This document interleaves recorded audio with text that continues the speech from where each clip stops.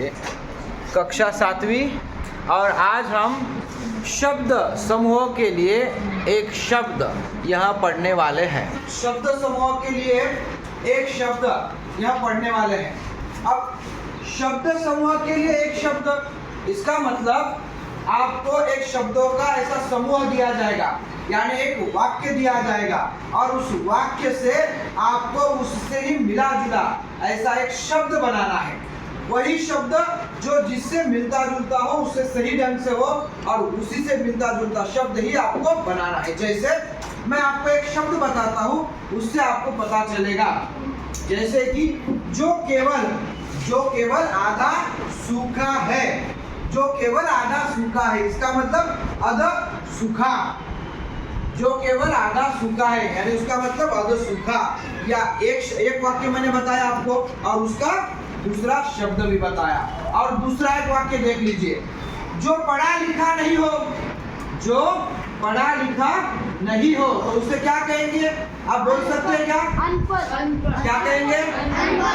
अनपढ़। जो पढ़ा लिखा नहीं है उसे हम अनपढ़ कहेंगे। देखिए अब कितना अच्छा बना है कि एक बड़ा सा आपको वाक्य समूह दिया गया है और उसके लिए आपको एक छोटा सा एक ही शब्द में उस वाक्य को बताना है। जैसे जो पढ़ा लिखा नहीं है वो क्या कहलाता है? अनपढ़ या फिर निरक्षर। अनपढ़ या निरक्षर ये शब्द कभी कभार आपको किसी को बातचीत करनी है, किसी से ज्यादा समझाना है, तो उस समय बड़ा सा लंबा वाक्य बताने की जरूरत नहीं है।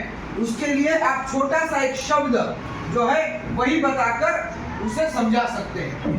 या फिर आप एक आध निबंध लिख रहे हो, कहानी लिख रहे हो, तो उसी में भी बड़ा सा शब्द या बड़ा शब्द समूह लिखने की बजाय उसके लिए जो एक शब्द में सारी बातें आ जाएगी, ऐसा एक शब्द आपको बताना है। तो बच्चों आज हम इसीलिए शब्द समूह के लिए एक शब्द यह पढ़ने वाले हैं। मैं कुछ वाक्य आपको लिखकर दूंगा, उसके बाद उसी के कुछ शब्द जो है वो भी आपको लिखकर दूंगा और कुछ शब्द और वाक्य आपसे पूछूंगा। यहाँ कुछ शब्द समूह और शब्द दिए गए हैं। जैसे जो केवल आधा सूखा है यह तो उसका शब्द बनेगा अध सूखा। जो पढ़ा लिखा नहीं है उसके लिए शब्द अनपढ़ और निरक्षर। नंबर 3 पीछे पीछे चलना, अनुसरण। नंबर 4 वह रात जिसमें चांद दिखाई नहीं देता, उसके लिए शब्द अमावस। आनंद देने वाला, आनंददायी। नंबर 6 साड़ी का पल्लू, उसे आंचल कहेंगे।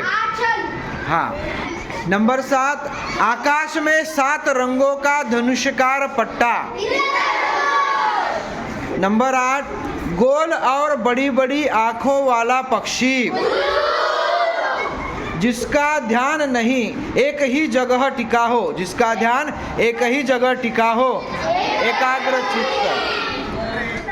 वह स्थान जहाँ फसल काट कर रखी जाती है।